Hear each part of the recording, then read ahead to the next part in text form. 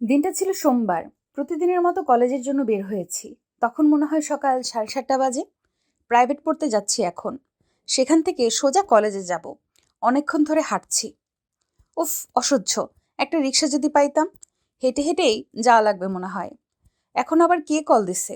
Hello আম্মু। হুম, বলো কিছু হইছে? আসার সময় ডিম আনবি মনে করে। আমার মা সবসময় আমি বাসা থেকে বের হলেই আমাকে কিছু না কিছু আনতে বলে। অবশ্য বলারই কথা, আমার কোনো ভাই বোন নেই। আব্বু থাকে বিদেশে, তাই আমাকেই আনতে হবে সব। দূর, আল্লাহ, আবার পড়ছি মনে হয়। চোখ খুলে দেখি, না পড়ি নাই। আমাকে কে যেন ধরে ফেলেছে। তাকায় দেখলাম একটা ছেলে। সুন্দর দেখতে, লম্বা চৌড়া একটা ছেলে, সানগ্লাস পরা।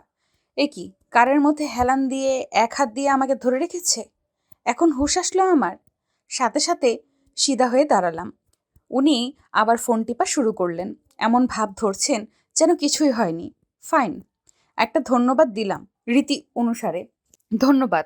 কোনো জবাব না পেয়ে ওখান থেকে সরে আবার হাঁটা ধরলাম। হঠাৎ একটা রিক্সা চালক আসলো। অথচ এতক্ষণ একটা রিক্সাও ছিল না। তাড়াতাড়ি করে উঠে পড়লাম। এত সব ভাবার সময় নেই। ক্লাসে বসে আছি বোর হয়ে। আজকে নাকি আমাদের কলেজ দেখার জন্য কে জানি আসবে। পুরো কলেজ ফিটফাট। যাই হোক, ইন্টারেস্ট নিয়ে তাকায় আছি। কই, কেউ তো আসলো না। হুর, আমি যাই, চটপটি খাই আসি। গেটের সাথে চটপটির দোকান। খাইতেছি হাপুস হুপুস করে। হঠাৎ দেখলাম স্যাররা সবাই দাঁড়িয়ে কারা যেন সালাম দিচ্ছে। মনে হয় ওই লোকটা এসে গেছে। চটপটি রেখে দৌড় মারলাম কোনো দিকে না তাকিয়ে। এরপর ক্লাসে এসে উকি মারতেই লোকটাকে চেনা চেনা লাগলো। কই দেখছি, ও হ্যাঁ, উনি তো সকালে সেই সুদর্শন ছেলেটা। খেয়াল করলাম উনি আমার দিকে তাকিয়ে আছেন। আমাকে দেখে মুচকি হাসলেন তিনি। আমি তো মূর্তিমান হয়ে লুকিয়ে পড়লাম। এরপরে পেছনে তাকিয়ে দেখি আমার পেছনে অনেক মেয়ে আছে। মনে হয় ওদের দিকে তাকিয়ে হাসছিল। উনি স্যারের সাথে অনেক কথা বললেন। তারপর আমাদের ক্লাসে এসে সব দেখে কারে করে চলে গেলেন আবার। এত বড় ছেলে, সাথে করে 2টা বডিগার্ড নিয়ে হাঁটেন। কিছুক্ষণ পর স্যার ক্লাসে আসলো। আমি বই নিলাম পড়ার জন্য। স্যার জিজ্ঞেস করলেন। তাহা তাবাসসুমকে। আমি তাই উঠে দাঁড়িয়ে বললাম, আমি। তুমি পিছনে বসো কেন? সামনে চলে আসো। কি বিপদ? সামনে বসলে তো ফ্রেন্ডদের সাথে কথাও বলতে পারবো না। এখন থেকে সামনের সিটে বসবা। এই সিটটা তোমার জন্য বুকড। আপদ। ছুটি হলো 3টার সময়। আমি সেই আবার দাঁড়িয়ে আছি রিক্সার জন্য। প্রতিদিন 30 টাকা দিয়েই যাই। একটা রিক্সা চালক এসে বললেন। যাবেন আপু? আমি বললাম, যাব। এই জায়গাতে কত? 5 টাকা। আপনি শিওর 5 টাকা? আপনার জন্য 5 টাকা আপু। আমি অবাক হয়ে গেলাম। ঠিক আছে, চলেন। বাসার সামনে এসে রিক্সা থামলো। সেটা থেকে নেমে বাসায় ঢোকার সময় দেখলাম সব চাইতে বান্দর ছেলেটা এদিকে আসছে। তাহা, তাহা। উফ, আমি আপনাকে বলছি না আমাকে ডিস্টার্ব করবেন না। একটা ছ্যাঁচড়া ছেলে, 100টা মেয়ের সাথে সে প্রেম করে, এখন আমার পিছে লাগছে। বুঝো না কেন? আমি তোমায় লাভ করি। আর একদিন আমাকে ডিস্টার্ব করলে তো সব দাঁত ভেঙে দিব। যা ভাগ এখান থেকে। সন্ধ্যায়। হ্যালো আখি, বল কেমন আছিস? দোস্ত, একটা খবর জানোস? শরীফের নাকি অবস্থা ডাল ভাত। তাই নাকি? কি হয়েছে? ওরে নাকি কে পিটাইয়া হসপিটালে ভর্তি করে দিছে। ওর সব দাঁত ভেঙে দিছে। এটা তো আমার করার ছিল। যাই হোক, যে করেছে একদম ঠিক করেছে। আমার আবার রাত 1টা ছাড়া ঘুম আসে না। অনেক দিন হয়েছে গেমস খেলি না। একটু লুডো খেলি। 11টা 45 বাজে। হঠাৎ ফোনে একটা অপরিচিত নাম্বার থেকে মেসেজ আসলো। এত রাত পর্যন্ত জেগে থাকিও না, ঘুমিয়ে পড়ো। আবার কাল গেমস খেলো, ফ্যানের ভলিউম কমাও, ঠান্ডা লেগে যাবে। Good night dear, I love you so much. ও আল্লাহ, আমি গেমস খেলতেছি জানলো কিভাবে? ফ্যানের কথাও জানলো কিভাবে? রহস্য উন্মোচন করতে ওই নাম্বারে কল দিলাম 5 বার। ধরলো না। আমার কি? আমি গেমস খেলি। 1টা 30-এ ঘুমিয়ে গেলাম। ঘুমের সঙ্গে আর পারলাম না। পরের দিন সকালে ঘুম থেকে উঠে দেখলাম 6টা বাজে। সে সময় কি না ফোনে রিং হচ্ছে। উফ, এত সকালে আবার কে? হ্যালো, কে? শুভ সকাল। তো কি করব, মুড়ি খাও। ফোন অফ করে ঘুমিয়ে গেলাম। কি বলছি নিজেও জানি না। সকাল 8টায় বাসা থেকে বের হতে যেয়ে দরজা খুলে দেখি একটা ফুলের তোড়া আর একটা লেটার। খুলে দেখি চিঠিতে লেখা আছে। ডিয়ার, এই ফুলের তোড়াটা পুরা গন্ধরাজ ফুলের, যা তোমার ভীষণ প্রিয় একটি ফুল। গন্ধরাজের বাগান থেকে আমি নিজের হাতে কালেক্ট করছি ফুলগুলা, সব তোমার। আর কাল রাতে তোমায় গেমস বেশি না খেলে ঘুমাতে বলছিলাম না, শোনো নাই? সকালে ফোন দিছিলাম, কেটে দিছো। নেক্সট টাইম আমার অবাধ্য হবা না, তোমারই ক্ষতি। এটা পড়ে মাথা চড়ক গাছ করে পুরো বাসা তন্ন তন্ন করে খুঁজছি, কোনো সিসি ক্যামেরা তো পেলাম না। তাহলে সব খবর রাখি কিভাবে? কলেজে আসার পর আমি আর রাখি ক্যাম্পাসে হাঁটতেছি। সকালের বিষয়টা নিয়ে আলাপ করলাম কিছু। হঠাৎ আমি পড়ে গেলাম মাটিতে, হাতেও ব্যথা পাইছি। প্রিয়া বলল, তুই জানোস না আমার সামনে কেউ হাঁটার সাহস রাখে না? তোর সাহস হয় কেমনে আমার সামনে দিয়ে হাঁট? তাই বলে তুই ওরে ধাক্কা দিবি? আখি, চামচাগিরি করবি না, নইলে তরেও ফালামো। বাদ দে আখি, চল আমরা যাই। বাসায় আসলাম ছুটি হওয়ার পরে। এসে দেখলাম আম্মু কোমরে হাত দিয়ে আমাকে দেখে যাচ্ছে। কি হলো? তোর জন্য একটা গিফট বক্স পাঠিয়েছে, কে জানি। আমি চেষ্টা করেছি, খুলতে পারি নাই। এটা কেচি দিয়ে খোলে। আচ্ছা আমি দেখি। খুললাম। ভেতরে একটা ফার্স্ট এড বক্স। তাতে লেখা আছে, তোমার খুব লেগেছে না? সরি, তোমাকে সেফে রাখতে পারিনি। আর এমন ভুল হবে না। হাতে মলম লাগিয়ে নিও। আজিব, কোনো সিক্রেট লাভার না তো? না, সেটা তো ফিল্মে হয়। রাত 12টা 10, সেই লেভেলের জ্বর আসছে আমার। আম্মু তো পাগল হয়ে গেছে ভেজা তাওয়ালে দিয়ে পটি দিতে দিতে। আমি খালি আবল তাবল বকতেছি। হুঁশ ছিল না। পরের দিন সকালে আর কলেজে গেলাম না। জ্বর আগের মতোই আছে। কে যেন আসছে বাসায়। আম্মু গিয়ে দরজা খুলল। একজন ডাক্তার। দেখে মনে হচ্ছে বড় ডাক্তার। আমার জ্বর পরীক্ষা করে চলে গেলেন। যাওয়ার পর একটা প্রেসক্রিপশন দিয়ে গেলেন। আম্মু বলল, কি হলো? এত বড় ডাক্তার আমাদের বাসায় আসলো, তাও শুধু চেক আপের জন্য, আবার চলেও গেল, টাকা নিল না। কিছুক্ষণ পর সে আবার আসলো। ওষুধ এক ব্যাগ আর কতগুলো ফ্রুটস দিয়ে আবার চলে গেল। উনি পাগল নাকি আমরা পাগল হয়ে গেলাম? আমি আর আম্মু তো অবাক হয়ে শুধু দেখছি। পরের দিন একটু সুস্থ হতেই কলেজে গেলাম। কি রে, তুই কাল আসিস নাই? কলেজে তো প্রচুর ধামাকা হয়েছে। কি হয়েছে? প্রিয়াকে কলেজ থেকে বের করে দিছে স্যার 3 বছরের জন্য। ও কোনো কলেজে ভর্তি হতে পারবে না, সিল মেরে দিছে। ওর বাবার নাকি চাকরিটাও গেছে। কি বললি এসব? আমি বুঝতেছি না। আমাকে যারা কষ্ট দিত তাদের সবার এমন ক্ষতি হচ্ছে কেন? এসব ভাবনা মাথায় করে বাসায় আসলাম। জামা চেঞ্জ করতেছি, হঠাৎ একটা মেসেজ আসলো। ডিয়ার পিঙ্ক, জামাটা পরিও না, ব্ল্যাকটা পরো, জোস লাগবে। মেসেজটা দেখে একটা লাফ দিয়ে ওয়াশরুমে চলে গেলাম। ভাবতেছি আমার রুমে কি কি ঘটে তা ওই লোকটা জানে কিভাবে। বিকেলে মন ভালো করতে আমি আখিদের বাসায় গিয়েছিলাম। দুজনেই দৌড়াদৌড়ি করতেছি। হঠাৎ আখি দুষ্টুমি করে আমার ওড়না টান দিল। আমি ওর থেকে টান দিয়ে ওড়নাটা নিয়ে নিলাম। আবার 5টায় বাসায় চলে আসলাম। আরও কিছুক্ষণ গল্প করে আখির আম্মু কল আসলো। আমি বাসায় ঢোকার সাথে সাথে, হ্যালো আন্টি, কি হয়েছে? তাহা, তুমি যাওয়ার পরেই আখি ছাদে গেছিল। ওখান থেকে নামার সময় ওর মনে হলো কেউ ওকে ধাক্কা দিয়েছে, পড়ে গিয়ে হাত ভেঙে ফেলেছে। আমরা এখন হসপিটালে। আমি তো পুরাই অবাক। এসব কি করে হলো? মাথায় হাত দিয়ে আবার রুমে আসলাম। বিছানায় একটা লেটার পড়ে আছে।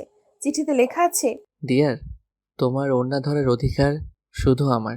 আর কেউ তা করার সাহস দেখালে তার হাতটা আমি ভেঙে দিব। তোমার বেস্ট ফ্রেন্ড, তাই জাস্ট হাতটা ভাঙছি। অন্য কেউ হলে হাত কেটে গলায় ঝুলিয়ে দিতাম। কি করব কিছু বুঝতেছি না। কি হচ্ছে এসব আমার সাথে? কে লোকটা? পরের দিন সকালে, তাহা উঠ, দেখ। কি হয়েছে? মা আমাকে আসতে বলে চলে গেছেন। আমি তার পিছু পিছু সোফার রুমে গিয়ে দেখি পুরো রুম ভর্তি গিফট। কালো পোশাক পরা কতগুলো লোক একের পর এক আরো আনতেছে। হঠাৎ একটা কার আসলো। আমাদের বাসার গেটের সামনে দাঁড়ালো সেটা। সেখান থেকে সেদিনের সেই ছেলেটা নামলো। ছেলেটা আসতেছে এই দিকেই। আমাকে দেখে চোখ মারলো। একই সাথে দেখি আমার মামাও আসছে। তাহা, তুমি আরেক রুমে যাও। ঠিক আছে। ভাইয়া, উনি কে? আর এত সব গিফট কেন আনছে? ও হচ্ছে আমার ছোটবেলার ফ্রেন্ড সানভি চৌধুরীর একমাত্র ছেলে সৌরভ চৌধুরী। সানভি আমাকে ফোন করে বলেছে ও তোর মেয়েকে তাদের বাড়ির বউ করতে চায়। ওনারা কই থাকে? সৌরভের আম্মু আব্বু দুজনেই আমেরিকাতে থাকে। তো আমার মেয়েকে দেখলো কিভাবে? আন্টি, আমি এখানে আমার অফিসের কাজে বাংলাদেশের ক্লায়েন্টের সাথে ডিল করার জন্য আসছিলাম। সেই সূত্রে আমি তাহাকে দেখে পছন্দ করে ফেলি। আমি তাহার আব্বুর সাথে কথা বলে দেখব। ওর নানুরও মতামত দরকার। অবশ্যই। সব লুকিয়ে শুনছি। উনি এগুলো কি বলে? আমাকে তো শুধু 2 দিন দেখেছে, এতেই পছন্দ করছে। আম্মু ভেতরের রুমে এসে আব্বুকে কল দিল। সব বলল আব্বুকে। ভালোই তো সম্বন্ধ আসছে, কিন্তু আমাদের মেয়ে এখনো ছোট। তুমি তোমার মায়ের সাথে কথা বলে দেখো। ঠিক সেই সময়ে নানু এসে হাজির। সৌরভ উঠে গিয়ে নানুকে পা ধরে সালাম দিল। নানু তো এত সুন্দর ছেলে দেখে হা হয়ে তাকিয়ে আছে। সব শুনে নানু তো পারে না এখনই বিয়ে দিয়ে দেয়, কারণ নানুর ছোট থেকে ইচ্ছা আমাকে বিদেশি ছেলের সাথে বিয়ে দিবে, যে আমাকে সেখানে নিয়ে যাবে সাথে করে। আমাদের মেয়ে এখন অনেক ছোট, 17 বছর হয়েছে সবে। আমরা মেয়ের 18 হওয়া ছাড়া বিয়ে দেব না। আমারও একই ইচ্ছা। আম্মু আব্বুও এটাই বলেছে। নানু উঠে গিয়ে আমার কাছে এসে মামি আর আম্মুরে ডাক দিল। আমাকে শাড়ি পরিয়ে রেডি করতে বলল। আমি বিয়ে করবো না কইতেছি। চুপ, এমন ভালো পরিবারের ছেলে সহজে পাওয়া যায় না। ওই পোলারে আমার কেমন জানি লাগে, আমার দিকে শয়তানের মতো তাকায় থাকে। তাও জোরপূর্বক আমারে যেতে হলো সোফার রুমে। ওনাকে, মামাকে আর নানিকে নাচতে দিলাম। হারামি আমার থেকে চোখ সরাইতেছেই না, ইচ্ছে করে চা ঢেলে দেই। আমি তাহার সাথে আলাদা একটু কথা বলতে চাই। নানুহু রাজি হয়েও না। কেন নয় তাহা? যা, ওরে নিয়ে তোর রুমে যা। বাধ্য মেয়ের মতো রুমে আসলাম। শয়তান আমার পাশে বসলো। আমি উঠে গিয়ে টেবিলের উপরে বসলাম। আমার ব্যবহারে উনি মুচকি হাসছেন। হুট করে উনি উঠে দাঁড়িয়ে কিঞ্চিত হেসে আমার দিকে এগোচ্ছেন। এখন আপনি আমার দিকে এইভাবে তাকাচ্ছেন কেন? উনি চুপচাপ আমার কাছে এসে কানে ফিসফিস করে বললেন, তুমি কি ভাবছো ওয়াশরুমে সিসি ক্যামেরা নেই? তার মানে আপনি সেই লোকটা? আপনি আখের হাত ভাঙছেন? না, একটু ভুল আছে। আমি ভাঙি নাই, আমার লোক ভাঙছে। আপনি কত খারাপ! আমি কখনো আপনাকে বিয়ে করব না। আমি এক্ষুনি সবাইকে সত্যিটা বলে দিব। যাও বলো, যদি সেই সাহসটা দেখাও, তোমার এবং তোমার পরিবারের কতটা ক্ষতি হবে তা তোমার কল্পনার বাহিরে। আর আমি কি কি করতে পারি তার কিছু রূপ তুমি তো দেখছই। তো যাও বলো সবাইকে। ভয় পাই না আপনাকে। এটা বলেই সোফার রুমে এসে যেই কথা বলা ধরছি, বিকট আওয়াজে আমার মাথা হ্যাং হয়ে গেছে। গুলিটার একটুর জন্য আম্মুর গায়ে লাগতো। সরি আন্টি, আসলে আমার অনেক শত্রু আছে যারা আমাকে মেরে ফেলতে চায়। বাট ইউ ডোন্ট ওয়ারি, আমার বডিগার্ড আছে আমার সেফটির জন্য। তারা মনে করছে আপনাদের উঠানে কোনো একজন ফলো করছে আমাদের, তাই শুট করলো। এই বলে লোকটা আমার দিকে তাকিয়ে চোখ মারলেন। সঙ্গে সঙ্গে ফোনে মেসেজ আসলো। ডিয়ার, একটা দৃশ্য দেখালাম তোমাকে। বিয়েতে রাজি হও, না হলে গুলি তোমার মায়ের গায়ে লাগবে। আমার শুধু তোমাকে চাই, আর কিছু না। তুমি আমার থাকলে তোমার প্রিয়জনরাও সেফ থাকবে। কি করব বুঝছি না। আন্টি, আসি তাহলে। ওকে, আচ্ছা, তুমি এখানে কই থাকো? আমাদের নিজস্ব বাসা আছে বিজয়নগরে। কাছেই তো। শয়তানটা যাওয়ার পর আম্মুকে সব বলতে ইচ্ছে করছে, কিন্তু আমি পারবো না। পরের দিন কলেজে ছুটির পর দাঁড়িয়েছিলাম রিক্সার জন্য। সেই শয়তানটা এখানেও এসে হাজির, কার নিয়ে। উঠে পড়ো। না, আমি রিক্সাতে চলে যাব। লাস্টবার বলছি, উঠো। উঠলাম। উনি আমাকে একটা প্যাকেট দিলেন, ভেতরে সব চকলেট। খাও, তোমার নিশ্চয়ই খিদা লাগছে। কাল সকালে রেডি হয়ে থাকবা, আমরা ঘুরতে যাব। হুম, তোর আমার সাথে ঘোরার স্বাদ মিটায় দিব, মনে মনে বললাম। বাসায় আসার পর ভাবলাম কিছু একটা করে কাল ঘুরতে যাওয়া বরবাদ করতে হবে। মনে হয় এই মোটা মাথায় একটা আইডিয়া এসেছে। পরের দিন এসেই গেল জলদি জলদি। আম্মু গো, পেটে ব্যথা করছে অনেক। উনি আসলো আর আমার ওভার অ্যাক্টিং স্টার্ট। কি হয়েছে? পেট ব্যথা করে, মনে হয় ঘুরতে যেতে পারবো না। তোমার চাইতে 100 গুণ চালাক আমি। আমাকে বোকা পাইছো? আচ্ছা, চলো ডাক্তারের কাছে যাই। না, আমি এমনিতেই ভালো হয়ে যাব। তা বললে তো হয় না, চলো। এটা বলেই হাত ধরে টেনে নিয়ে গাড়িতে বসালো। যাব না তো? হসপিটালে না গিয়ে একটা রেস্টুরেন্টে আসলেন উনি। হসপিটাল কই? শোনো, আর একটু ড্রামা করলে হাল খারাপ করে দিব। কফি খাওয়া শেষে এবার উনি আমাকে নিয়ে নদী দেখতে আসলেন। সারাদিন ধরে ঘুরছে চরকার মতো, অসহ্য। হঠাৎ কতগুলো ছেলে আমাদের পাশ দিয়ে হেঁটে যাওয়ার সময় আমাকে একটা বাজে কথা বলল। আমি শুনে চুপই ছিলাম। উনি আমাকে বললেন গাড়িতে গিয়ে বসতে, আর 10 মিনিট পর উনিও এসে গাড়িতে বসলেন। ঘামে ওনার জামা ভিজে গেছে, শার্টের হাতা ওঠানো। কি করেছে? মারামারি? কিছু করি নাই, জাস্ট ওদের একটু ধোলাই দিছি। আমার মনের কথা শুনলো কিভাবে? মা বাবা পরের মাসে 12 তারিখে আসবে, আর 20 দিন আছে। আমার ছোট একটা বোন আছে, ক্লাস 2তে পড়ে। বাই দ্য ওয়ে, তুমিও তো কম ছোট না, পিচ্চি একটা মেয়ে। তুমি জানো তুমি আমার থেকে 6 বছরের ছোট। তো আর কিছুই বললেন না, আমিও বললাম না। সোজা বাসায় আসলাম। পরের দিন কলেজ যাওয়ার পর ফ্রেন্ডরা সবাই বলল রেস্টুরেন্টে যাবে খেতে। না, আমি যাব না। এমন করস কেন? চল না। রিয়ার অনুরোধে রাজি হলাম আমি। রিয়ার বিএফও আসলো। ওর বিএফ শুধু আমার সাথে সেদে সেদে কথা বলছিল, আমি শুধু উত্তরটা দিতাম। হঠাৎ দেখি সৌরভ আসলো। সবার মাঝ থেকে আমার হাত শক্ত করে ধরে আমাকে টেনে নিয়ে গাড়িতে বসালেন সোজা। ওনার চোখ দুটো টুকটুকে লাল হয়ে আছে। আমার কেমন জানি ভয় লাগলো। গাড়িতে উঠে হাই স্পিডে গাড়ি চালাচ্ছেন উনি। এখন এত জোরে গাড়ি চালাচ্ছেন কেন? Shut up. আমাকে আমাদের বাসায় নিয়ে আসলেন উনি। আম্মু মনে হয় রান্নাঘরে ছিল। আমার রুমে নিয়ে এসে গালে একটা চড় মেরে দিল। ব্যথা পেলাম না, কিন্তু ভয় পেলাম। বোকার মতন আপাতত ওনার মুখ দেখছি আমি। তোর সাহস হয় কিভাবে অন্য ছেলের সাথে কথা বলিস? রোবটের মতন হয়ে বসে রইলাম। আজ পর্যন্ত কেউ আমার গায়ে হাত তোলেনি। দীর্ঘ 5 মিনিট পর উনি আস্তে আস্তে আমার পাশে এসে বসলেন। প্যাকেট থেকে টিস্যু বের করে আমার চোখ মুছে দিলেন। সরি, তুই অন্য কোনো ছেলের সাথে কথা বললে আমার তা সহ্য হয় না। নেক্সট টাইম আর বলবা না। রাগ উঠলে আমার মাথা ঠিক থাকে না। কাল সকালে রেডি হয়ে থাকবা, তোমাকে বিজয়নগর আমাদের বাসা দেখাতে নিব। বাই। এটা বলে কপালে একটা চুমু দিয়ে চলে গেলেন। পরের দিন ভোর হতেই আমি তৈরি হয়ে আম্মুকে বললাম আমি আমার একটা ফ্রেন্ডের বাসায় যাইতেছি। কোন ফ্রেন্ড? ওই তো নিহা। এটা বলেই দৌড় দিলাম। নিহাদের বাসায় না গিয়ে সোজা নানুর বাসায় আসলাম। জীবনে কল্পনাও করতে পারবে না আমি যে এখানে আসছি। আরে সৌরভ, নানুর কথায় পেছনে তাকাতেই আমি টাসকি খেলাম। ও এখানে আসলো কিভাবে? জানলো কিভাবে যে আমি এখানে? নানু তাড়াহুড়ো করে ওনার জন্য খাবার আনতে চলে গেছেন। আমি ওখান থেকে পালানো ধরছিলাম। উনি আমার হাত ধরে ফেলেছে ততক্ষণে। আজকে আমার বাসায় যাওয়ার প্ল্যান চপাট করার শাস্তি তুমি পাবা। দুপুরে খাওয়া শেষে আমাকে ওনার কারে উঠতে হলো বাধ্য হয়েই। আজ কপালে শনির দশা আছে। ওনার সাথে বিজয়নগরে আসলাম ওনাদের বাসায়। এ যেন এক রাজপ্রাসাদ। উনি আমার হাত ধরে সব কিছু দেখাচ্ছেন। দেখলাম উনি ওয়েটারদের রুম থেকে চলে যেতে বললেন। ভয় লাগছে হঠাৎ। ওখান থেকে যেই দৌড় দিমু তারও উপায় নেই। শক্ত করে হাত ধরে রাখছে শয়তানটা। হঠাৎ এক টান দিয়ে আমাকে দেওয়ালের সাথে ঠেকিয়ে ধরলেন। হাত ছাড়ুন আমার। একদম আমাকে টাচ করার চেষ্টা করবেন না বলে দিলাম। ভুল করার সময় মনে ছিল না? আর এমন হবে না, ছেড়ে দিন প্লিজ। ভুল তো হয়ে গেছে, শাস্তি তো পেতেই হবে। আমি জানি কি করবে, তাই কিছু হওয়ার আগে জোরে একটা ধাক্কা দিলাম ওনাকে। আপনার সাহস হয় কিভাবে আমাকে কিস করার চেষ্টা করার? তুমি আমার হবু বউ, তোমাকে কিস করতে পারমিশন লাগবে নাকি? আর তোমার দোষেই আমি এই কাজ করতে যাচ্ছিলাম। কোনো মতে প্রাণ বাঁচিয়ে এক দৌড়ে রুম থেকে বেরিয়ে আসলাম। এরপরে আর একটা কথাও বলি নাই ওনার সাথে। উনি ড্রাইভার পাঠিয়ে আমাকে বাসায় পৌঁছে দিতে বললেন। বাসায় আসার পর দেখলাম মা খুশিতে এদিক ওইদিক ঘুরছে শুধু। তাহারে গুড নিউজ আছে, তোর আব্বু আসবে এই মাসের 26 তারিখ। আমি খুশি হলাম। কলেজে যাব না কাল, নয়তো শয়তানটা আবার ধরে নিয়ে ঘুরতে যাবে। বাসায় বসে বাবার অপেক্ষা করার মজাই আলাদা। পরের দিন সকালে না উঠে বেঘরে ঘুমোচ্ছিলাম, সে সময় ফোনে কল আসছে। রিসিভ করলাম না দেখেই। জান, আজকে কলেজ যাবা না?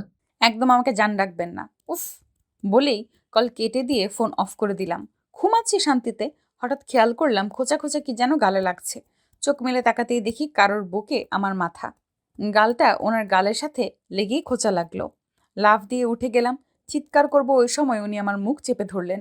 2 মিনিট পর আলতো করে হাত সরালেন। আপনি এখানে এই অবস্থায় কেন? আপনার সাহস হয় কেমনে আমার বিছানায় শোয়ার? আম্মু কই? শাশুড়ি মা, তোমার শাশুড়ির সাথে কথা বলেছে ফোনে। যান বের হন আমার রুম থেকে। আন্টি, কি হয়েছে? দেখেন না, আপনার মেয়ে আমাকে রুম থেকে বের হতে বলছে। তাহা, এটা কেমন বেয়াদবি? সুন্দর করে কথা বলতে পারোস না? সরি বল। তুমি তো জানো না ওই লোকটা কেন বের হতে বললাম। সরি, শান্তিতে নিজের রুমেও থাকতে পারবো না। আন্টি, হাত দিন আপনার। কেন? দিন। সৌরভ একটা ফোন গিফট করলো। আম্মু তো বলল।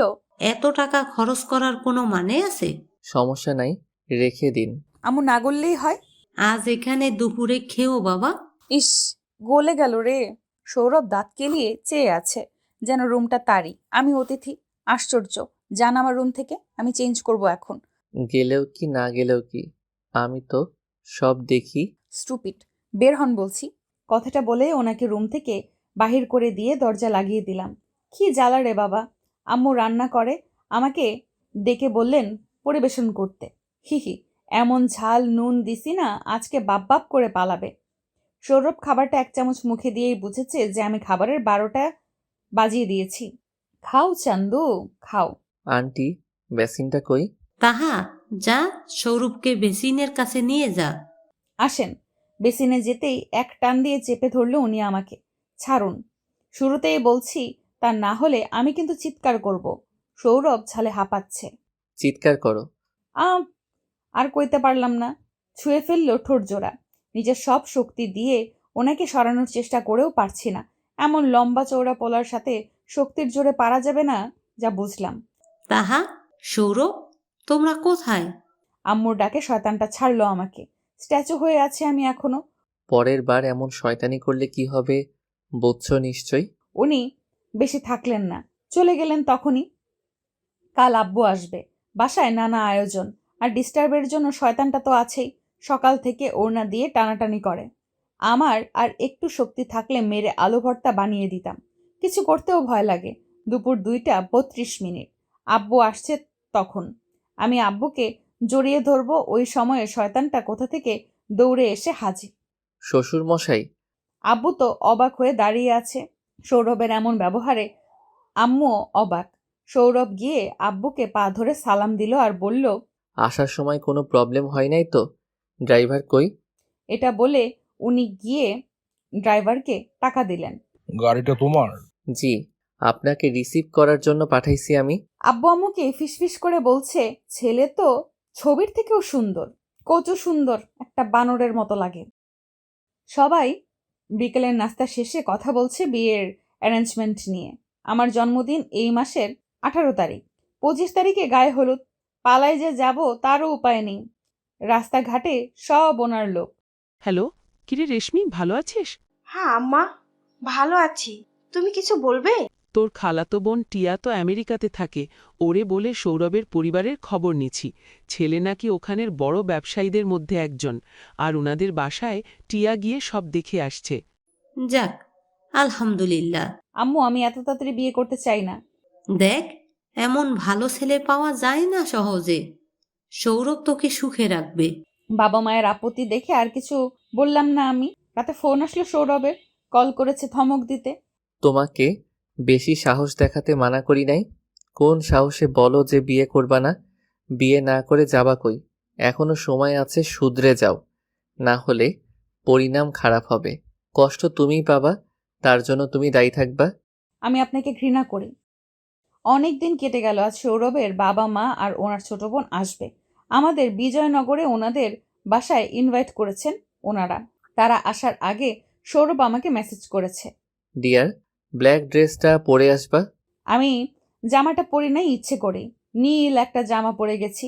সৌরভ আমাকে দেখে রাগী চোখে তাকালো। তারপর আম্মুকে আর আব্বুকে সালাম দিয়ে সোফার রুমে নিয়ে বসলো। আমার দিকে আর তাকাই নাই। যাক, আল্লাহ ওনাকে হেদায়েত করেছে। আমি তো ভাবছি রেগে গিয়ে আমাকে বাসা থেকে বের করে দিবে। দিলেই ভালো, বিয়ে ভাঙবে। ওনার মা বাবা আসলো আরো কিছুক্ষণ পর। মাশাল্লাহ, আমার ছেলের পছন্দ আছে বলতে হবে। দুজনকে দেখে মনে হচ্ছে মেড ফর ইজ আদার। এটা আমার ভাবি, আমার চাইতেও কিউট। সবাই ওনার কথায় হাসা শুরু করলো। আম্মু আব্বু সৌরভের আব্বু আম্মুর সাথে কথা বলায় ব্যস্ত এখন। সৌরভের বোন আমার কাছে এসে বলল, ভাবি চলো হাঁটি। ওকে। দুজনেই হাঁটতেছি, তখন সৌরভ আসলো এদিকে। জিসা যাও, তোমাকে মা ডাকছে। আমিও কেটে পড়েছিলাম জিসার সাথে সাথে। ঠিক সেই সময়ে উনি আমার হাত ধরে টেনে নিজের রুমে নিয়ে গেল। আমার কথার অবাধ্য হতে মানা করি নাই? কথা কানে যায় না? তুমি দেখতেছি আচ্ছা একরোখা মেয়ে।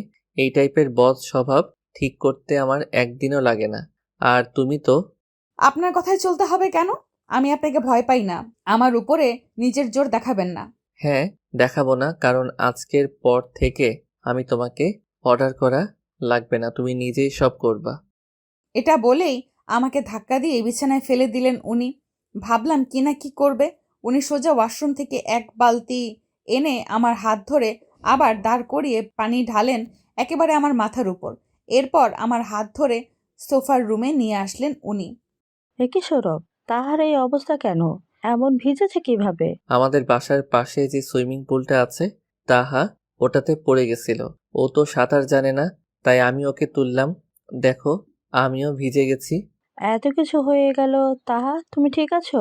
জি আন্টি। তোমার তো জামা চেঞ্জ করতে হবে, আসো আমার সাথে। সৌরভের আম্মু রুমে এসে একটা শাড়ি নিয়ে বললেন, এই নাও, এটা আমার শাড়ি, পরে নাও। কোনো মতে পরে নিচে নামলাম। শয়তানটা হা করে তাকায় আছে। ভেজা চুলে কি সুন্দর লাগছে ওকে। চোখ ফিরাতে পারছি না তো। চুপচাপ সবার সাথে এসে সোফায় বসলাম আমি। শয়তানটা সরাসরি আমার দিকে তাকিয়ে আছে। নির্লজ্জ কোথাকার। সন্ধ্যায় উনি আমাদেরকে বাসায় পৌঁছে দিয়ে এরপর নিজের বাসায় চলে গেলেন। মা, যতদিন না বিয়ে হচ্ছে তুমি তাহাকে বলবা না যে আমরা ওরে আগে থেকে চিনি। এখন বললে সমস্যা? আমি ওকে বিয়ের দিন সারপ্রাইজ দিব। তোদের যখন প্রথম দেখা হয়েছিল তখন তাহা টুতে পড়তো। ওর কি তখন কার কথা আদৌ মনে আছে? আমার বিশ্বাস ওর সবকিছু মনে আছে। সে কল্পনাও করতে পারবে না আমি তাকে কতটা ভালোবাসি। পরের দিন সকালে হাচ্ছু, আল্লাহ গো, মরে গেলাম মনে হয়। শয়তানটার জন্য আমার এখন এই অবস্থা।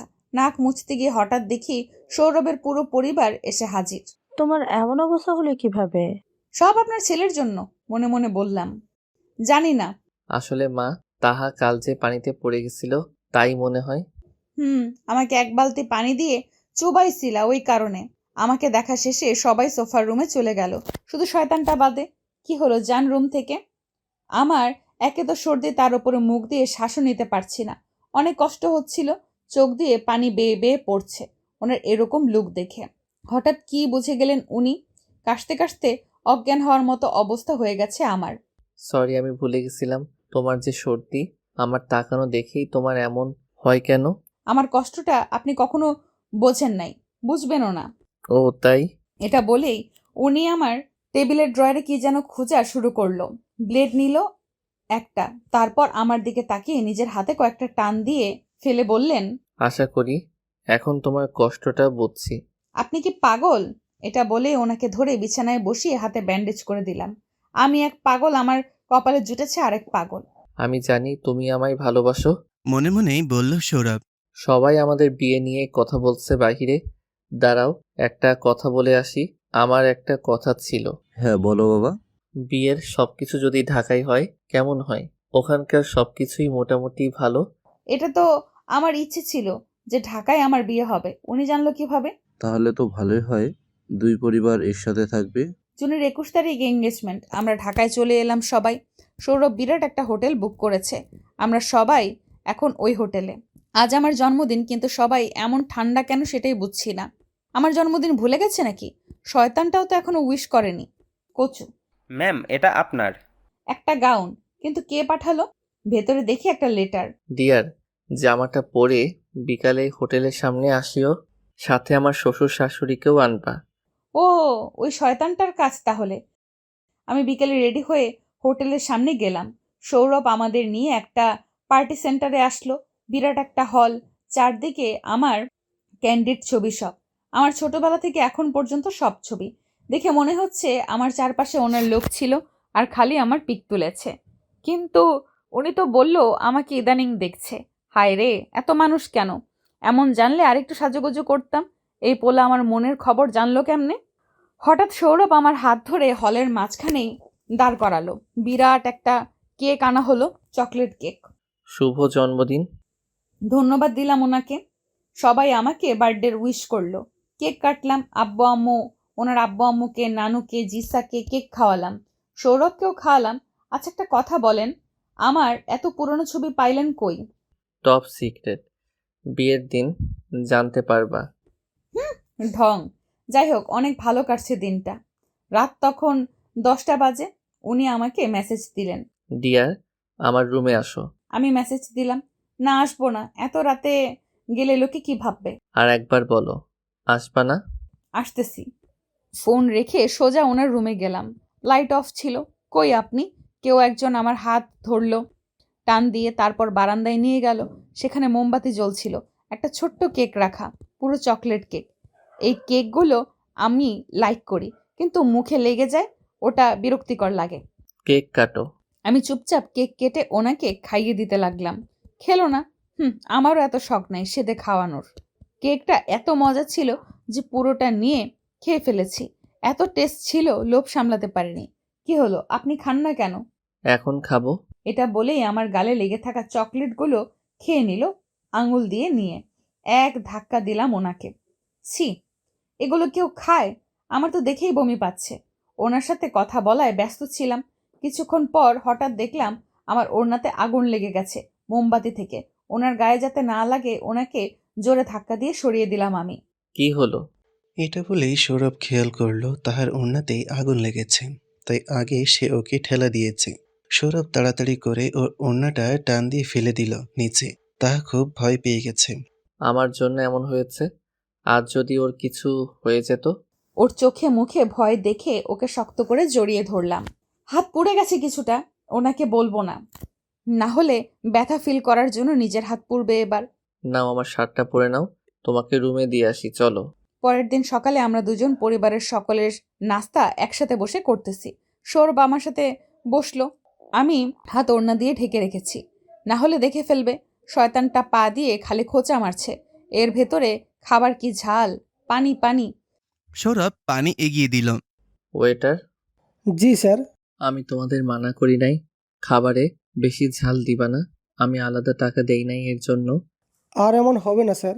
আমার আম্মু আব্বু আর সৌরভের আব্বু আম্মু সবাই মিলে গল্প করছে কাল আমাদের এঙ্গেজমেন্ট নিয়ে। সৌরভ আমার হাত ধরে ওনার রুমে নিয়ে এলেন। কি হয়েছে? একটা থাপ্পড় দিব আমার থেকে কথা লুকানোর জন্য। কি লুকাইছি? কাল যে হাত পুড়ছো আমাকে বলো নাই কেন? না, ভাবলাম। শাট আপ, আর একটা কথাও বলবা না। এই বলে উনি হাতে মলম লাগিয়ে দিলেন। এঙ্গেজমেন্টের সব কিছু রেডি। সৌরভ আমার হাত ধরে আংটি পরিয়ে দিল। এটা তো সেই আংটিটা যেটা আমি ওই দিন পছন্দ করেছিলাম। উনি জানলো কিভাবে? আমি তো বলি নাই। শেষে আমিও ওনাকে আংটি পরিয়ে দিলাম। আমি একটা বড় লেহেঙ্গা পরেছি আজ, জাম কালারের। আমি বুঝি না আমার মনের সব খবর উনি রাখে কিভাবে। সৌরভ আমার দিকেই তাকিয়ে আছে। উনিও একটা জাম কালারের শেরওয়ানি পরেছেন, সিনেমার নায়কের মতো লাগে। আমার খালাতো বোনরা তো ওনাকে পাগল করে দিছে রীতিমতো। বেশ ধুমধাম করেই অনুষ্ঠান শেষ হলো। পরের দিন বিকালে কেউ আমার রুমের দরজা ধাক্কাচ্ছিল।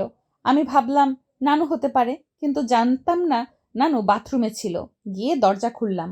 ম্যাম, সৌরভ স্যার এই মিল্ক শেকটা আপনার জন্য পাঠিয়েছি। ওয়েটারের হাত থেকে মিল্কশেকটা নিয়ে খেয়ে নিলাম আমি। মজারই ছিল। পরের দিন আমি সকাল থেকে বমি করতে করতে আমি শেষই হয়ে যাচ্ছিলাম। সৌরভ তো পাগল হয়ে যাওয়ার পথে। ডাক্তার 3টা এনে হাজির করেছে। ডাক্তার জানালেন আমার ফুড পয়জনিং হয়েছে। এই হোটেলকে যদি আমি ভেঙে না দিছি, কি বিষ মিশাইছেন? আমার ওয়াইফ এতটা অসুস্থ হয়ে পড়েছে। স্যার বিশ্বাস করুন, আমরা সম্পূর্ণ হাইজেনিক খাবার আপনাদের পরিবেশন করেছি। তাহলে ও কি গিয়ে বাহিরের খাবার খেয়েছে? তাহা তুমি কাল কি কি খেয়েছো? অনুষ্ঠানে যেগুলো আপনারা খেলেন আমিও তাই খেলাম। ওগুলা তো আমরা সবাই খেয়েছি। আর কি খাইছো? বিকালে কি কিছু খাইছো? আপনি আমার জন্য মিল্কশেক পাঠিয়েছেন, ওটা খাইছি। তারপরে আর কিছু খাইনি। Milk shake? কিন্তু ওটা আমি তো পাঠাই নাই। ওয়েটার বলল আপনি পাঠিয়েছেন। সিসি ক্যামেরার ফুটেজ চাই এখনই। স্যার আসেন আমাদের সাথে। এই তো আপনাদের হোটেলের ওয়েটার তাহাকে মিল্ক শেক দিচ্ছে। এটা আমাদের হোটেলের ওয়েটার না। এত সিকিউরিটি থাকতে বাহিরের ওয়েটার এসে আমার ওয়াইফকে বিষ দিয়ে গেল, আর আপনারা কিছুই জানেন না। আসলে আমাদের হোটেলের মতন স্যুট পড়েছে, তাই হয়তো গার্ড ঢুকতে দিয়েছে। আমি জানি এটা কার কাজ হতে পারে। মিস্টার রহমান, রনি, সুজন যে এই কাজটা করছে তাকে আমার সামনে নিয়ে আসো। তাহাকে দেখতে এসে দেখলাম ঘুমিয়ে আছে। সব আমার দোষ। লোকেরা আমার সাথে শত্রুতামি করে তোমার উপর দিয়ে দেখাইতেছে। চোখ মেলে দেখি আমার দিকে তাকিয়ে আছেন উনি। দুর্বলতার কারণে উঠে বসতেও পারছি না। উনি সবটা বুঝতে পেরে নার্স ডাকলেন। কিসের ট্রিটমেন্ট করছেন? 3 জন ডাক্তার আমি কেন আনছি? সকাল থেকে বমি করতে করতে দুর্বল হয়ে গেছে, এখনো সুস্থ হচ্ছে না কেন? আসলে ওনার খাবারে কড়া ডোজের পয়জন মেশানো হয়েছিল। এটা বমির সাথে বের হয়ে যাবে, আর আমরা এখনই ওনাকে ঘুমের ইনজেকশন দিয়ে দিচ্ছি। সৌরভ এগিয়ে এসে তাহার পাশে বসল। ডাক্তার ইনজেকশন দিচ্ছে। হঠাৎ করে সে তাহার হাতটা শক্ত করে ধরল। ওর ব্যথা সে সহ্য করতে পারছে না। মিস্টার রেহমানের কপালে শনি আছে। পরের দিন তাহার শরীরটা মোটামুটি ভালো হয়ে উঠেছে। বিয়ের দিনটাও ঘনিয়ে আসছে। সবাই ব্যস্ত কাজ নিয়ে। সব শপিং শেষ। আখির আম্মুর কল আসলো। উনি জানলেন আখির হাত ঠিক হবে কিনা। ডাক্তার সিউরিটি দিয়ে বলতে পারছে না। এই বলে উনি অনেক কান্নাকাটি করলেন। আপনি কেন এমন করলেন আখির সাথে? ওর তো কোনো দোষ ছিল না। ও তোমার ওড়নায় হাত দিছে তাই? ও তো কোনো ছেলে না। একই। তুমি চাইলে আমি ওর পরিবারকে টাকা দিতে পারি ভালো ট্রিটমেন্টের জন্য। হাত ভেঙে এখন সহানুভূতি দেখাচ্ছে। গায়ে হলুদটা হালকা অনুষ্ঠানের মাঝে শেষ হয়েছে। তেমন হইচই নেই, কারণ হলো তাহার অসুস্থতা। তাহা আজ একটা হলুদ লেহেঙ্গা পরেছে, সাথে নেটের ওড়না। রেডি হয়ে নামতে যাওয়ার সময় কে যেন ওকে টান দিয়ে নিয়ে গেল ওকে। তাহা অনেক ভয় পেয়ে গিয়েছিল। কি এতদিন হয়ে গেছে তাও ভয় পাও কেন? আপনার কাজই এমন। সৌরভ মুচকি হেসে হলুদ নিয়ে লাগাই দিল তাহার গালে। সবার আগে আমি তোমায় হলুদ লাগালাম, এবার চলো যাই। গায়ে হলুদ শেষ হলো 1 ঘন্টার মাঝামাঝি সময়। পরের দিন হচ্ছে বিয়ে। লাল টুকটুকে একটা লেহেঙ্গা পরেছে তাহা। গয়নাতে ওকে চুবিয়ে রাখছে সৌরভের মা। সৌরভও লাল শেরওয়ানি পরেছে। হুজুরের আসার পরই বিয়েটাও হয়ে গেল। আস্তে আস্তে সব শেষ হয়ে গেল। সন্ধ্যায় সৌরভের কিছু কাজিনরা ওকে নিয়ে হাসি ঠাট্টা করছিল। তার পাশেই তাহা চুপচাপ বসেছিল। সৌরভ ওকে কানে ফিসফিস করে বলল, যাক, অবশেষে মিস তাহাকে মিসেস সৌরভ করলাম। হ্যাঁ, জোর করে। রাত 11টার দিকে তাহার কাজিনরা ওকে নিয়ে সৌরভের রুমে বসিয়ে দিয়ে আসলো। একটা গোলাপের বাগানের মতন লাগছে রুমটাকে। লাভ নেই। যত কিছুই করুক না কেন, আমি ওরে আজ আমাকে টাচ করতে দিব না। লাইটটা অফ হয়ে গেল। শয়তানটার কাজ আমি জানি। খাট থেকে নেমে গেলাম আগে ভাগে। কি হলো, লাইট অফ করলেন কেন? আপনি কই? বাইরে হালকা আলোয় চেহারা দেখলাম। এটা তো সৌরভ না? এটা কে? কে আপনি? সৌরভ কই? লাইট জ্বলে উঠল। লোকটার হাতে একটা রড। আমার দিকে এগোচ্ছে কেন উনি? আমি দৌড়ে পালাতে যাব, ঠিক তখনই লোকটা আমাকে টান দিয়ে নিচে ফেলে দিল ফ্লোরে। পায়ে ব্যথা পাইছি অনেক। আমি পিছাচ্ছি আর লোকটা রড হাতে নিয়ে এগোচ্ছে। সৌরভ! মনে হলো তাহা ডাকলো আমাকে। মেইন হলে গিয়ে দেখলাম সেখানে তাহা ছিল না। তাহা কই?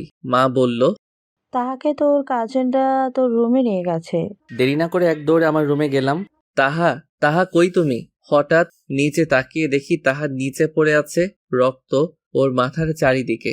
আমি বসে ওকে বুকে টেনে নিলাম। তাহা কি হলো তোমার? কথা বলো। আহা তাহা, তাহা, সুজন, জলদি এসো। সুজন ছুটে আসলো। তাহার এমন অবস্থা দেখেই সুজন ফোন নিয়ে অ্যাম্বুলেন্স কল করল। 10 মিনিটের ভেতর অ্যাম্বুলেন্সও চলে আসলো। আমার মাথা কাজ করছে না, কি থেকে কি হয়ে গেল? তাহা কথা বলো। তাহাকে আইসিইউতে নিয়ে গেল ডাক্তার নার্সরা মিলে। সৌরভকে ঢুকতে দিল না। সৌরভ নিচে বসে পড়েছে। কি করব আমি তাহার কিছু হয়ে গেলে? ওই দিনের ঘটনার পর ওকে একা কেন ছাড়লাম আমি? একজন ডাক্তার বের হলো। সৌরভ উঠে দাঁড়িয়ে বলল, প্লিজ বলেন, ও এখন কেমন আছে? অবস্থা ভালো না। ওনাকে শক্ত কিছু দিয়ে আঘাত করা হয়েছে। আমরা আমাদের সর্বোচ্চ চেষ্টা করেছি। আমি চেষ্টা শুনতে চাই না। আমি ওকে সুস্থ দেখতে চাই। ভুলে যাবেন না, ও আমার স্ত্রী। যত টাকা লাগে আমি দিব, শুধু আমার তাহাকে সুস্থ করে দিন। যে এই কাজ করেছে তাকে আমি এত কষ্ট দিব যে সে নিজের নামই ভুলে যাবে। আমাকে আজকের সবগুলা সিসি ফুটেজ দেখাও সুজন। স্যার দেখুন, একটা লোক আপনার রুমে ঢুকছে। চেহারা চেনা চেনা লাগে। আরে এটা তো মিস্টার রহমান। আমি জানতাম এটা ওরই কাজ। ছাড়বো না ওকে। হ্যালো রিয়াজ, তুই ইমিডিয়েটলি কেসটা হ্যান্ডেল কর। রিমান্ড আমি নিজে নিব। আমার তাহাকে কষ্ট দিছে সে। আমি নিজের হাতে ওর চামড়া উঠাবো। পরের দিন তাহার অবস্থা আরো খারাপের দিকে যাচ্ছে। সৌরভ গিয়ে ওর হাতটা ধরল, কেঁদে কেঁদে বলল, তাহা, আমি তোমার সৌরজগৎ। মনে আছে তোমার? আমাদের একই দিনে অ্যাক্সিডেন্ট হয়েছিল 10 বছর আগে। আমার পাশের সিটে তুমি অ্যাডমিট হয়েছিলে। আমি তোমাকে দেখিয়ে দেখিয়ে পানি খাইছি, খাবার খাইছি, তোমাকে দেই নাই, কারণ ডাক্তার মানা করছিল। তুমি ভালো হয়ে আমাকে পুরো হসপিটালে দৌড়ানি দিছিলা। তোমার আগেই আমার ছুটি হয়ে গেছিল। আমি তাই তোমার আগেই চলে গেছিলাম। আমরা হসপিটালে কত কথা বলছিলাম, মনে আছে তোমার? সেদিনের পরের দিনই আমরা ঢাকায় চলে আসি। পরের সপ্তাহে আমেরিকাতে চলে আসি, কিন্তু আমি তোমাকে ভুলতে পারিনি। আমি বাবাকে বলে তোমার জন্য 2জন আলাদা বডিগার্ড রেখে গিয়েছিলাম, তোমাকে সেফ রাখার জন্য, তোমার খবর আমাকে দেওয়ার জন্য। কিন্তু দেখো, আজ আমি তোমার পাশে, তাও তোমার এত বড় ক্ষতি হয়ে গেল। হ্যালো সৌরভ, তোর শিকার এখন আমার কাছেই। আমি আসছি। সকাল 10:45। রিমান্ড রুমে মিস্টার রেহমানকে হাত পা বেঁধে দাঁড় করিয়ে রেখেছে পুলিশ। তোর সাহস তো কম না। আমাকে গরম রড এনে দেওয়ার ব্যবস্থা করো। আমার তাহার ক্ষতি করছস, তুই জানোস না এরপরে তোর কি হাল হবে। তুই আমার ভাইকে এমন মেরেছিস, সে কমাতে। তুই কি ভাবছিস আমি তোকে ছেড়ে দেব? জানি এখন তুই আমাকে মেরে ফেলবি, কিন্তু আমি তো তোর ক্ষতি অলরেডি করে ফেলেছি। তুই তোর তাহারে 100টা ডাক্তার দিয়েও বাঁচাতে পারবি না। আমি সব ডিটেলস নিয়েছি। 1 বছর আগেও পড়ে গিয়ে মাথা ফাটাইছে, সব জায়গায় মেরেছি। সৌরভের বুকের ভেতর মোচড় দিয়ে উঠল। ওই দিন তাহা বাথরুমে অজ্ঞান হয়ে গিয়েছিল, তারপর মাথা ফাটছে ওর। মিস্টার রহমান, যা করলি ভালো করলি না, তোরে আমি মেরে ফেলবো, দেখিস। এটা বলেই সৌরভ ইচ্ছে মতন মারল ওকে। গরম পানি ওর গায়ে ঢেলে দিল শেষে। তাও রাগ কমছে না ওর। ছুরি আনো এবার। আজ তোর হাত দিয়ে আমার তাহাকে মারছিস না, ছুরি দিয়ে নখ উপড়ে ফেলবো তোর। ঠিক সেই সময় তাহার আম্মুর ফোন আসলো। উনি জানালেন তাহার জ্ঞান ফিরেছে। সৌরভ তাড়াতাড়ি করে ওখান থেকে চলে আসলো। রিয়াজকে বলল ওরে পিটাতে। সৌরভ তাহার পাশে এসে বসল। তাহা এক দৃষ্টিতে ওর দিকে তাকিয়ে আছে। আমার জন্য আজ তোমার এমন হাল হলো, আমি কখনো তোমাকে একা ছাড়বো না। সৌরভ, কিছু খেয়ে নাও, আমরা সবাই তাহার পাশে আছি। না, আমি ওকে একা রেখে যাব না। আচ্ছা, এখানে খাবার এনে দে। মায়ের কথাতে খাবার আসলো। সৌরভ খাবারটা খেয়ে নিল। তাহাকে বলল, খাবা? না থাক, দিব না। কি মজা খাবারটা, ইস। তাহা চুপ করে ওর দিকে তাকিয়ে আছে। আচ্ছা, তুমি সুস্থ হয়ে আমাকে দৌড়ানি দিও। সৌরজগৎ, আমাকে চিনতে পারছো? কিছু বলার আগেই তাহা জ্ঞান হারিয়ে ফেলেছে। ডাক্তার এসে বলল, ওকে একটা হাইড্রোজেন ইনজেকশন দিতে হবে। সৌরভ দাঁড়িয়ে আছে ওর মাথার দিকে। খুব কষ্ট হচ্ছে ওর। সে সহ্য করতে পারছে না। পকেট থেকে ফোন নিয়ে রিয়াজকে কল করে বলল, তুই আমার হাতে ওই পশুটাকে দিয়ে আমি ওরে খুন করব। দেখ শান্ত হ, আইন নিজের হাতে নিবি না। আমরা দুজনে মিলে ওরে আরো বড় কেসে ফাঁসিয়ে ওর ফাঁসির ব্যবস্থা করতে পারি। আমি ওর মরা মুখ দেখতে চাই। তাহার আম্মু আব্বুর অবস্থা খুব খারাপ। একটা মাত্র মেয়ে তাদের, তাও এই হাল। সৌরভ গিয়ে ওনাদের দুজনের সামনে হাঁটু গেড়ে বসল। আমায় মাফ করবেন, এসব আমার জন্য হয়েছে। আমাকে আপনারা মাফ করে দিন। আমার জীবন থাকতে আমি তাহার আর কোনো ক্ষতি হতে দিব না, কথা দিলাম। তারা চুপ হয়ে সৌরভের দিকে তাকিয়ে কান্না করছে শুধু। সারাদিনে তাহার আর জ্ঞান ফিরে নেই। ডাক্তার বলল, তাহার কিছুদিন আগে মাথায় চোট পাওয়ার কারণে আর ওকে সেই জায়গাতে আঘাত করা হয়েছে বলে সুস্থ হতে সময় লাগছে। ভাগ্য ভালো আর একটুর জন্য মগজে লাগেনি, না হলে স্মৃতি হারিয়ে যাওয়ার সম্ভাবনা ছিল। যে করেই হোক আমার তাহাকে সুস্থ করে দিন। সৌরভের গার্ডরা হাতে খাবার নিয়ে দাঁড়িয়ে আছে। সৌরভ ধমক দিয়ে বলল, আমি বলছি না তোমাদের যে আমি খাবো না, কথা কানে যায় না। আমার তাহা 2 দিন ধরে কিছু খায় নাই, আমি খাবো কিভাবে? ডাক্তার, ওর জ্ঞান ফিরছে না কেন? ওনাকে আমরা ঘুমের ইনজেকশন দিয়েছি, 16 ঘন্টা ছাড়া জ্ঞান ফিরবে না। সৌরভ, তাহা সুস্থ হলেই আমেরিকা চলে যাব। এখানে আর থাকা সেভ হবে না। তাহার দিকে তাকিয়ে আছি শুধু। আমার কি ভাগ্য, আমার প্রিয় মানুষ আমাকে চিনতে পারলো, তাও জ্ঞান হারিয়ে এখন সে গভীর ঘুমে। রাত 1টা তখন। তাহার মাথার পাশে হেলান দিয়ে শুয়ে আছে সৌরভ। তাহার হাত ওর হাত স্পর্শ করলো হঠাৎ। ও জেগে দেখল সে ওর দিকে তাকিয়ে আছে। তাহা নড়ে চড়ে বলল, কিছু খেয়ে নিন, ওই সোফাতে গিয়ে একটু ঘুমান যান। ও জানে কিভাবে আমি যে কিছু খাই নাই? কথাগুলো বলে আবার ঘুমিয়ে পড়ল। ওর হাতটা কেমন ঠান্ডা হয়ে আছে। নার্স, জলদি আসুন। জি স্যার। ওর শরীর এত ঠান্ডা কেন? নার্সরা তাড়াতাড়ি করে ব্ল্যাঙ্কেট গায়ে দিল তাহার। আমি বুঝছি না আমি কি করব, কি করলে ওকে পুরোপুরি স্বাভাবিক জীবনে নিয়ে আসতে পারবো। রিয়াজ ফোন করে জানালো মিস্টার রায়হানকে সে আদালতে পাঠিয়েছে আর রিয়াজ কাজ করে দিছে। এবার মিস্টার রহমানকে আর কেউ বাঁচাতে পারবে না। তাহার মা আমায় বললেন, বাবা কিছু খেয়ে নাও, তাহাকে দেখার জন্য তো তোমার নিজেকে ঠিক রাখতে হবে। তার কথায় পাউরুটি 1 পিস মুখে নিয়েছিলাম আমি সেদিন। পরের দিন দুপুরবেলাতে তাহার জ্ঞান ফিরেছে। সৌরভ যেন নতুন করে তাহার প্রেমে পড়েছে। শুধু ওর দিকে তাকিয়ে আছে সে। ডাক্তার জানালেন, সে যখন সম্পূর্ণ বিপদমুক্ত, আসলে এমন ক্রিটিক্যাল অবস্থার রোগীর জন্য 3-4 জন ডাক্তার থাকা দরকার, যা আপনি করেছেন। আমি ওকে আজকে নিয়ে যাব। এমন অবস্থায় আপনাদের বিদেশ ভ্রমণ ঠিক না। ওনার মাথায় প্রবলেম হতে পারে, কয়েক মাস পরে গেলে ওনার কোনো ক্ষতি হবে না। অ্যাজ এ ডক্টর আমি অ্যাডভাইস দিতেছি। মা, তাহলে 7 দিন পর আমরা বিজয়নগর চলে যাব, 2 মাস পর আমেরিকা। ওকে। হাসপাতাল থেকে আমরা সবাই সোজা হোটেলে আসলাম। তাহা দেখল তার আশেপাশে 3-4টা নার্স ঘুরঘুর করছে। অবাক হয়ে সে বলল, এ কি, এত নার্স কেন? যাতে তোমার বিছানা থেকেও না নামা লাগে। সে সময় সবাই যার যার রুমে চলে গেছে বিশ্রাম নিতে। তাহা একটু বিছানায় শুতে নিতেই ওর চোখ জুড়ে ঘুম নেমে এলো। সৌরভ ফ্রেশ হয়ে এসে দেখল তাহা ঘুমিয়ে গেছে। সে ওর পাশে বসে ওর মাথায় হাত বুলিয়ে দিল। এরপর নিজেও একটু ঘুমিয়ে নিল। সকাল হয়েছে তাহার চেঁচেমেচিতে। চেঁচিয়ে ওর মাকে ডাকছে শুধু। আম্মু, সৌরভ হকচকিয়ে উঠে বসে জিজ্ঞেস করল, কি হয়েছে? আমার এত বড় চুল কত সুন্দর ছিল, মাঝখান দিয়ে কেটে দিছে। ও ও না, মানে এই নার্স, জি স্যার। তোমরা তাহার চুল কাটছো কেন? আসলে ওই জায়গা ওয়াশ করা টাপ ছিল, তাই ওখানে থাকা চুলগুলা কেটে ফেলা হয়েছে। হ্যাঁ? কিছু হবে না, আবার বড় হয়ে যাবে। বেশ কিছুক্ষণ পর তাহা খেয়াল করল সৌরভ কার সাথে যেন কথা বলছে। সে চুপচাপ খাট থেকে নামল। সৌরভ রুমে থাকলে নার্সরা থাকে না রুমে। তাহা পা টিপে টিপে গিয়ে ফ্রিজ খুলল। একটা নিয়ে খাওয়া শুরু করে দিল সে। 2 দিন ধরে কিছুই খায় নাই সে। সৌরভ পেছনে তাকিয়ে দেখল তাহা গোটা কোন আইসক্রিম খেয়ে ফেলেছে। রেগে মেগে কাছে এসে বলল সে, একটা থাপ্পড় দিব, আইসক্রিম খেলে কাশি বেড়ে যাবে, তখন কাশলে মাথায় ব্যথা পাবা, জানো না? আমার অত কিছু মনে নাই, খিদে লাগছিল খুব। আমি কি কোথাও চলে গেছিলাম? আমাকে বললে কি হতো? মেজাজ খারাপ করে রাখে, খিদা লাগছে না? ওয়েট, নার্স, যাও খাবার পরিবেশন করো। নার্স খাবার এনে দিল। সৌরভ নিজে লোকমা বানিয়ে বলল, নাও, হা করো। না, খাবো না, খিদে নেই।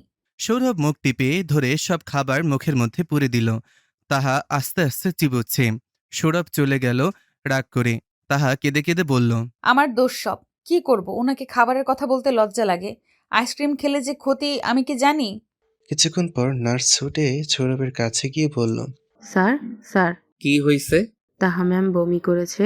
সৌরভ এক দৌড়ে রুমে গেল। ওকে বিছানায় শুইয়ে দিতেই ডাক্তার এসে বললেন, ওনাকে শুধু স্যুপ খাওয়াতে বলছিলাম। কবে যে নিজের রাগ কন্ট্রোল করতে পারবো? আমার দোষ এটা। সুজন, আমার রুম থেকে এই ফ্রিজ সরাও।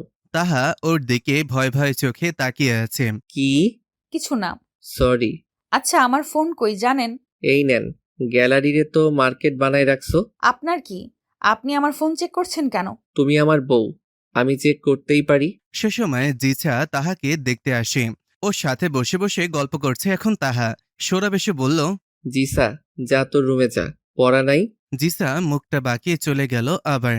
তাহা তাড়াতাড়ি করে কাঁথা টেনে মুড়ি দিয়ে শুয়ে পড়ল। ঢুকিয়ে লাভ নাই, আমার যেদিন ইচ্ছা হবে সেদিনই ভালোবাসবো। এখন ভয় পাইও না, এখন কিছু করব না, সুস্থ হও। সৌরভ মুচকি হেসে তাহার পাশে শুয়ে ওকে জড়িয়ে ধরল। এই ছাড়ুন, আমাকে কেউ ধরলে আমার ঘুম আসে না। পরের দিন সৌরভ ঘুম থেকে ওঠার আগেই উঠে পড়ল। বাচ্চাদের মতন ঘুমোচ্ছে তাহা। ওর চোখে আলো পড়েছে বলে সে পর্দা টেনে দিল। তাহা ঘুম থেকে আরো পরে উঠেছিল। ঘড়িতে চোখ রেখে চমকে গেল সে। সকাল 10টা বাজে। এতক্ষণ ঘুমালো সে?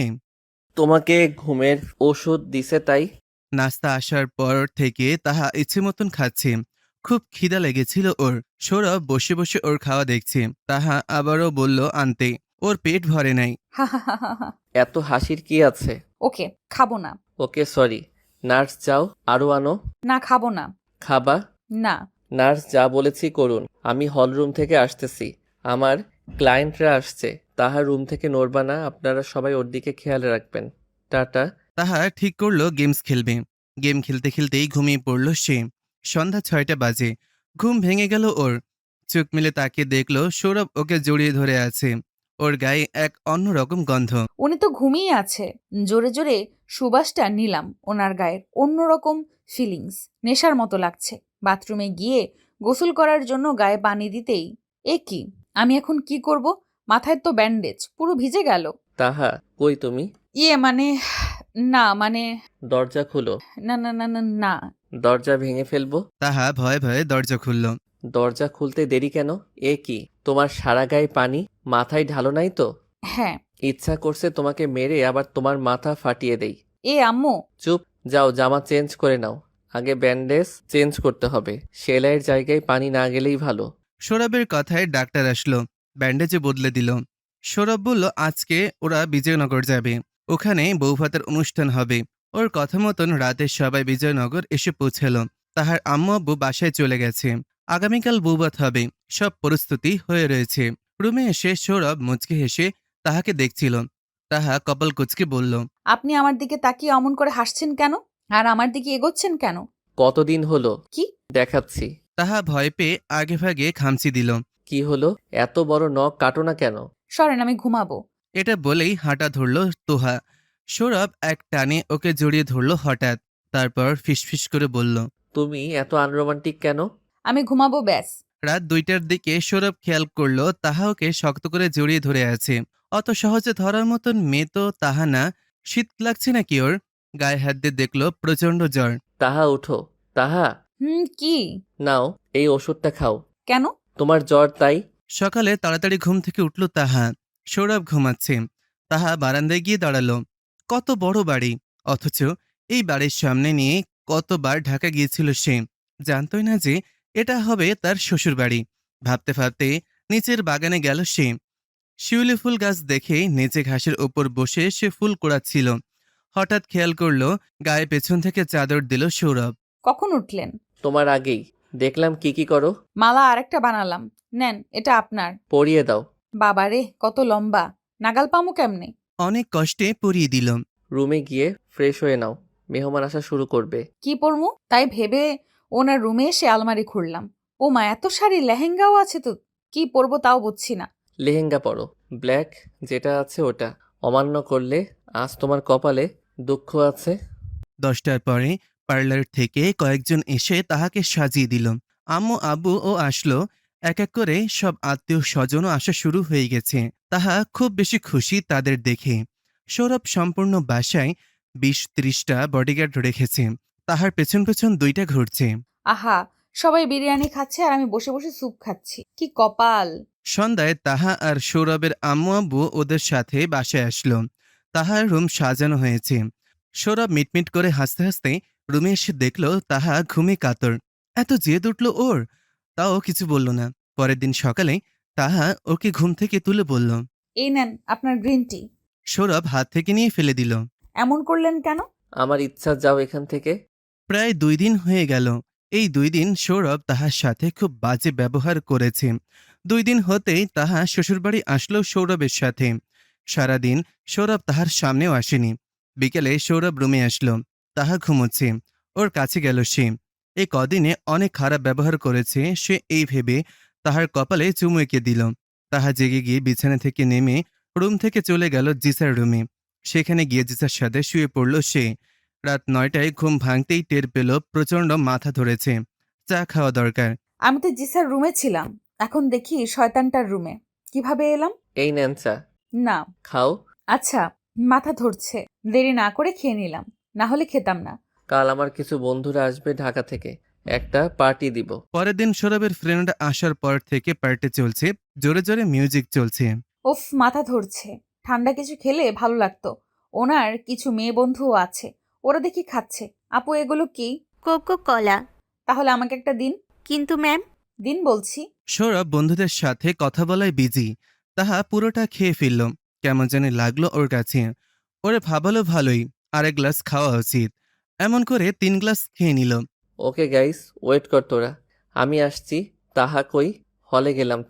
তাহা চরকার মতন পুরো হলে ঘুরছে আর গান গাইছে। ওকে গিয়ে ধরল সৌরভ। ওকে মদ খাওয়ালোটাকে? তাহা সৌরভের হাত ছাড়ছেই নাই। তাহা ঘুমাবা না? ঘুমাবে চলো। না, আমার না খুব ভালো লাগছে। ও তাই? তা কেন? জানি না। কি? আমাকে ভালোবাসো? তোমার মাথা ঠিক আছে? আমাকে ভালোবাসবা না? ওকে, আমি বাসছি। তাহা এটা বলে টান দিয়ে ওকে বিছানায় ফেলে দিল। খপ করে ধরল এবার। সৌরভ তো পুরোই অবাক। মদের নেশা ভালো করে লাগছে তাহার ওপর, যা বুঝে গেল। এ কি, শার্ট খুলছো কেন? তাহার অবস্থার অবনতি দেখে সৌরভ ওরে ধরে শুইয়ে দিল। হাতা গায়ে দিয়ে দিল। তারপর, ওর এই অবস্থায় আমার কিছু করা ঠিক হবে না, পরে চিল্লাইয়া মাথা খাবে। এখনো সুস্থ হয়নি। ঢং দেখাও? তুমি রোম্যান্স জানো না বুঝি? এখন আমি করতে চাইতেছি ভাব দেখায়। তুমি ভালো হও তখন। কেমন? বেশিক্ষণ সামলানো যাবে না। হ্যালো সুজন, আমার রুমে লেবুর শরবত 2 গ্লাস পাঠাও। এই নাও, খাও। কি এটা? এটা কোকা কোলা। ও, দাও তাহলে। ইস, এত তেতো কেন? তাহাকে সামলিয়ে বন্ধুদের বাই বলে বিদায় দিল সৌরভ। পরের দিন সকালে ঘুম থেকে ওঠার পর তাহা সব ভুলে গেছে। সৌরভও কিছু মনে করায়নি। তাহা আজ মাথার ব্যান্ডেজ খুলে ফেলায় গোসল করল শান্তিতে। এখন আয়নার সামনে দাঁড়িয়ে চুল মুছছে। ওকে যে লাল শাড়িতে এত মানাবে কখনো ভাববেও নেই। সৌরভ দূর থেকে চেয়ে আছে। সে আর থাকতে না পেরে পা টিপে টিপে এসে খপ করে ধরল তাহাকে। উফ, অসভ্য। তো সভ্য করে দাও। তাহা ওর হাত ধরে কামড় বসিয়ে দিল। উফ, কি বিচ্ছু মাইয়া। তাহা এক দৌড়ে রুম থেকে চলে গেল। আমার রুমে যেন আর আসবে না, দেখি কতক্ষণ না এসে থাকতে পারেন। আজকে আর রুমে যাবো না, শয়তানটা ঘাপটি মেরে বসে আছে।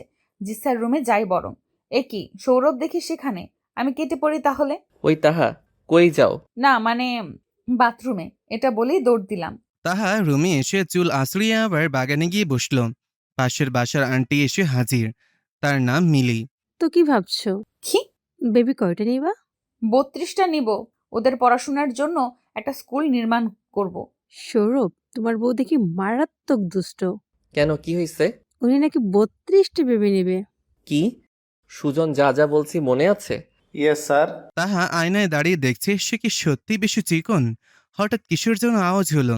সে নিচে তাকায় দেখলো একটা সাপ। আমি ছোট থেকে সাপকে বাঘের চেয়েও বেশি ভয় পাই। আম্মু, থুকু, সৌরভ। কেউ আসছে না দেখে তাহা লাফ দিয়ে বিছানায় উঠে গেল। কি হয়েছে? বিছানায় উঠে দাঁড়িয়ে আছো কেন?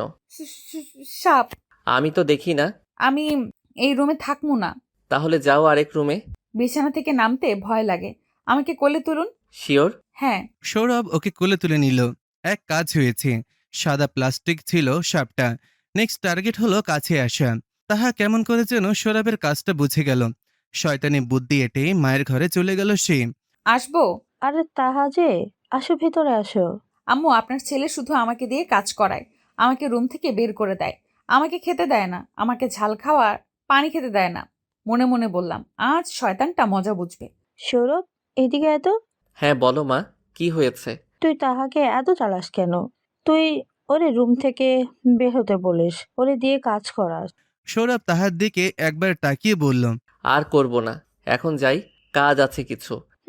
এরপর থেকে আর কিছু করার সাহস পাবে না। আম্মু রুম থেকে বের হওয়ার সাথে সাথে সৌরভ ওর মুখ চেপে ধরে রুমে নিয়ে এসে দরজা লক করে দিল ভেতর থেকে। আমি বিচার দেই নাই, সিরিয়াসলি। আম্মু তো দেখে, তাই না? আমি তোমাকে দিয়ে কাজ করাই?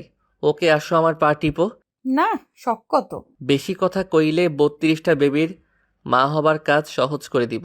এই তো পা টিপতেছি। 2 বছর পর সৌরভ হাসপাতালের বাইরে দাঁড়িয়ে আছে। তাহা ভেতরে। আমার তাহা মা হতে চলেছে আর আমি বাবা। সবাই টেনশনে আছে। আমরা আপাতত আমেরিকাতে। 2 বছরে তাহাকে নিয়ে আমার কত কাঠখড় পুড়াইতে হয়েছিল। একটা মেয়েই বটে, শেষে জোর করতে হয়েছিল। সে কি কান্না! 1 মাস ধরে খালি কান্না করে আমার মাথা খাইছে। এবার বাবু আইসা বাকিটা খাইব। এই 2 বছরে আল্লাহর রহমতে আমাদের বড় কোনো বিপদ হয়নি। কিভাবে কেটে গেল বুঝতেই পারিনি। আমেরিকা তোকে আনতে সে কি কষ্ট!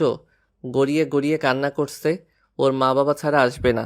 পরে ওনাদেরও নিয়ে আসি। তারপর ম্যাডাম ঠান্ডা হন। হসপিটালে যাওয়ার আগে আমার হাত ধরে বলেছে সে আমায় ভালোবাসে। বিয়ের পরে এই প্রথম ওর মুখ থেকে কথাটা শুনলাম। আর বলল আমি বাঁচতে চাই, এত তাড়াতাড়ি সবাইকে ছেড়ে যেতে চাই না। কিছুক্ষণ পর ডাক্তার আসলো। কি হলো? অভিনন্দন, আপনাদের একটা নয়, 2টা নয়, 3টা বেবি হয়েছে, যা কোটিতে একবার হয়। আর আমার তাহা? উনিও ভালো আছেন। সবাই তো খুশিতে আটখানা। সৌরভ তার 3টা বাবুকে কোলে নিল। সবগুলো ওর মতন হয়েছে। 2টা ছেলে আর একটা মেয়ে। তাহা দেখলে খুশিতে লাফাবে। এসব ভেবে ওর কাছে গেলাম। এত খুশি লাগছে বোঝাতে পারবো না। 8 মাস পর পাশের বাসার একটা কাপলেরও একই দিনে ছেলে হয়েছিল। তো ওনাদের বেবি আমার 3টা বেবির সাথে বসিয়ে আমরা কথা বলছিলাম। তাহা চেঁচিয়ে বলল, এই পোলা, তুই আমার মেয়েকে খালি ঠেলা মারস কেন? একটা থাবড় দিয়ে দাঁত ফালায় দিব। What are you saying? তোর মুন্ডু। প্রেস্টিজ পানিতে ডুবালতা? ও ঠিক আছে, কিছু না ম্যাম। এই তুমি দেখো না, আমার মেয়েকে টাচ করছিল। তো কিস তো করে নাই। কি? কিস করলে একদম ঠোঁট কেটে দিব। আল্লাহ বাঁচাইছে, ওনারা আমাদের ভাষা বুঝেন না, নইলে গিয়ে কেস করে আসতো। দুপুরে। সৌরভ, তুমি এখানে দাঁড়িয়ে থাকো, আমি একটা একটা করে গোসল করাবো আর তোমার হাতে দিব। সারিফ বাবু, আমার ধলা বাবু, নাও আব্বুর কোলে যাও। সামি বাবু, আমার কলিজা, যাও আব্বুর কোলে যাও। আমার সিনথিয়া মামুনি, যাও আব্বুর কোলে যাও। তাহা, কি খাওয়াও ওদের? ভারী বেশি কি খাওয়াই? সকালে সেরেল্যাক, খিচুড়ি, জুস, দুপুরে ভাত, ডাল, জুস, সেরেল্যাক, রাতে জুস, ডাল, সেরেল্যাক। একদম আমার বেবিদের খাওয়ায় খোটা দিবা না। তোমার দোষে এতগুলো হয়েছে। আমি কি কিছু করেছি? 21 ঘন্টা আমি কোলে রাখি। ওদের খাবার তুমি রেডি করো। না মানে তাহলে চুপ। তিনটাকে মানুষ করতে আমার যে কি হাল হয়েছিল, তার উপর তাহা হলো আরো বাচ্চা, আর বেবি নাই, এদের পিছনেই দিন গেছে। একটা রাতও ঘুমাতে পারতাম না ওদের চিৎকারে। তাহা মরার মতো ঘুমিয়ে থাকতো, মাঝে মাঝে উঠে ন্যাপি পাল্টাতো ওদের। সুখ দুঃখ ঝগড়া সব মিলিয়ে আমাদের দিন চলতে লাগলো। তাহা এখন ওর জীবনের চাইতেও আমাকে বেশি ভালোবাসে। হয়তো এর চেয়ে বড় পাওনা আর কিছুই নেই। সমাপ্ত।